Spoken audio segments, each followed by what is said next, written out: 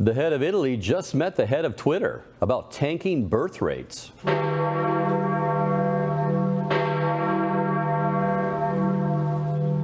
Join us with a little good news, Church Milton Rome correspondent, Dr. Jules Gomez. Jules, tell us about this unusual meeting. Brad, last week, Italy's Prime Minister Giorgia Meloni welcomed the world's richest man, Elon Musk, to her magnificent palace in Rome. That's remarkable, Jules. What exactly did they meet about?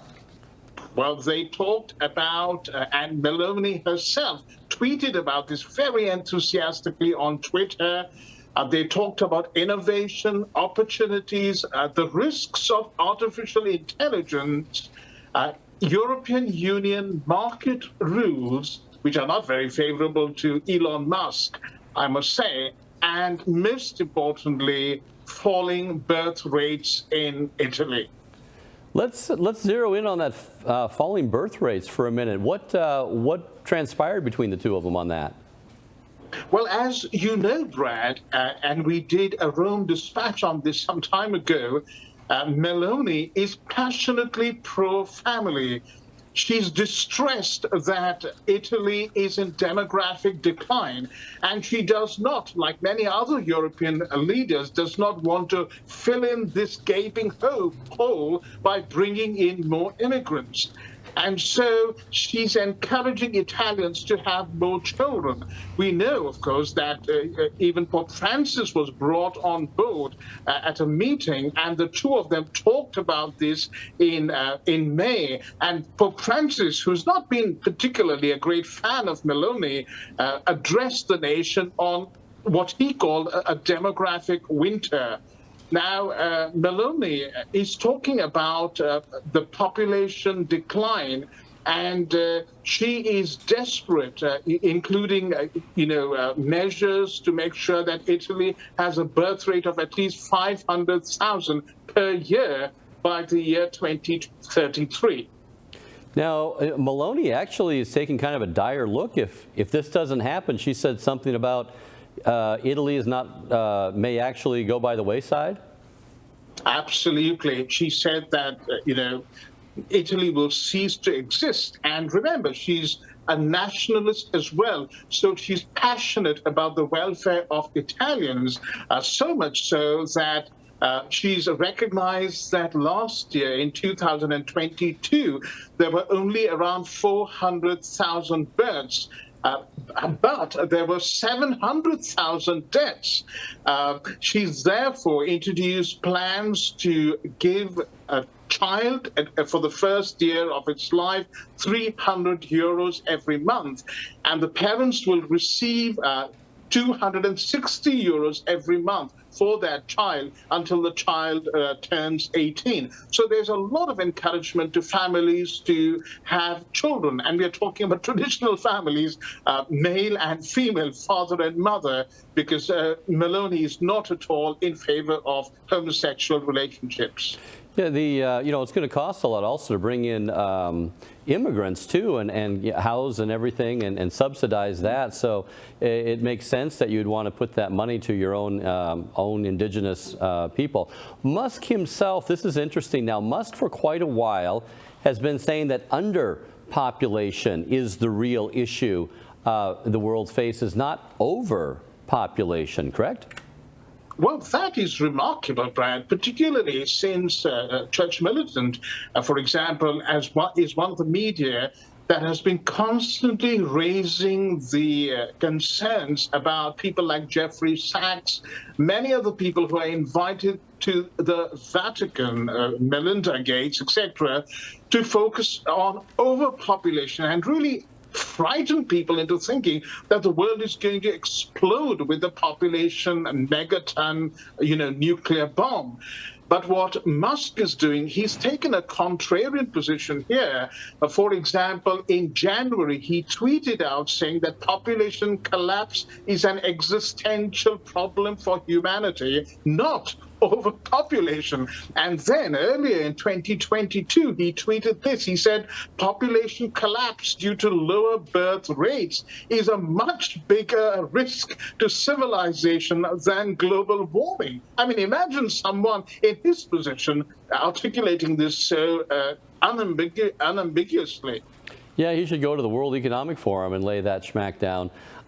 Even though Meloni is for increasing the birth rate, she's pro-life and would like to have more babies in Italy, she is totally against the whole rent-a-womb method of manufacturing babies, correct?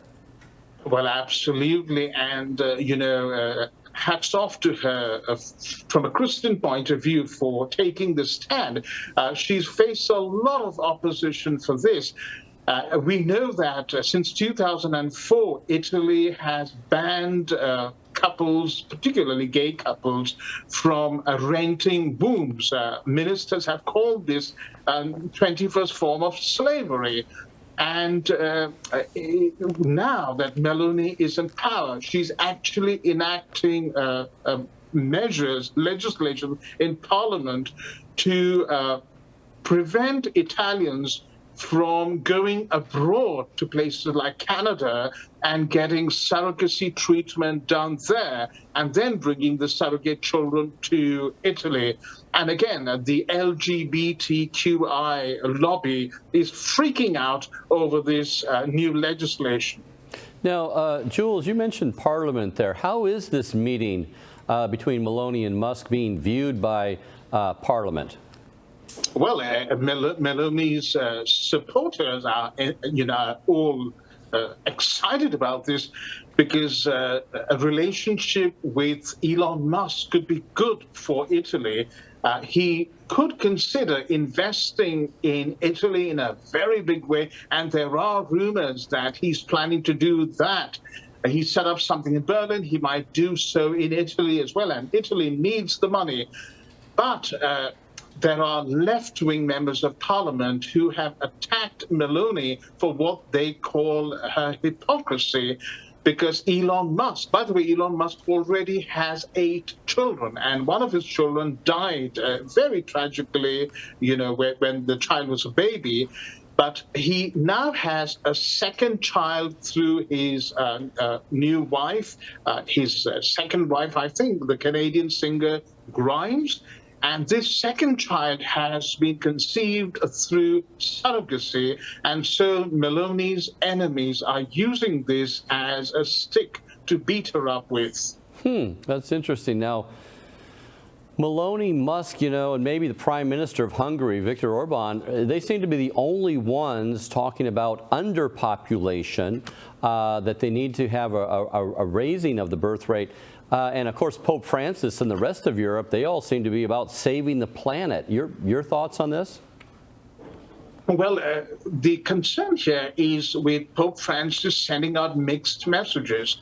On the one hand, he tells people, stop having cats and dogs, have more children. He does and did with Meloni address the nation, talking about the demographic winter. Good for him. He, however, is sending out such alarmist messages over climate change that it's leading people to say, well, if the world is going to, burn to a crisp, or it's going to, turn into the Antarctica, why on earth should I bring children into the world? And so he needs to send out very clear signals and also get people on board who do not go along with the depopulation agenda, but actually emphasize Catholic teaching and seek to actively promote families having children. And in Italy, the best way to do that would be to encourage bishops and priests to really preach Catholic sexual teaching. Yeah, because now, especially in the month of June, the whole world is buzzing about gay marriage and pushing genital mutilation and handing out contraceptives, of course, to kids, even in schools. It's really good to hear some world leaders and billionaires are focusing on real issues, the family and pro-life issues. So, Jules, thank you very much for bringing this ray of sunshine. Thank you, Brad.